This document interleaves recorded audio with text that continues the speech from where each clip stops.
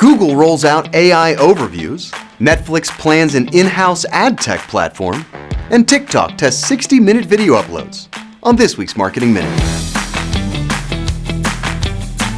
Google has started rolling out AI overviews in the US, with plans for expansion into more countries. This new feature leverages artificial intelligence to provide comprehensive summaries of search results, potentially transforming how users interact with search engines. As AI continues to evolve, optimizing content for these AI-generated summaries will be crucial for maintaining visibility in search results.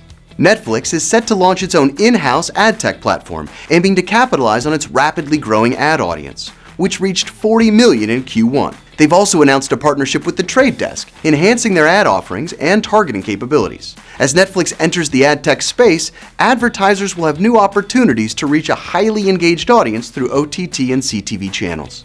TikTok is experimenting with 60-minute video uploads, significantly increasing the platform's video length limit. This change opens up new possibilities for content creation and advertising, allowing brands to share more in-depth stories and engage viewers for longer periods. Integrating longer-form content into TikTok strategies could maximize engagement and impact. I hope this has given you some insights into what's trending in marketing this week. If you learned something, drop a like.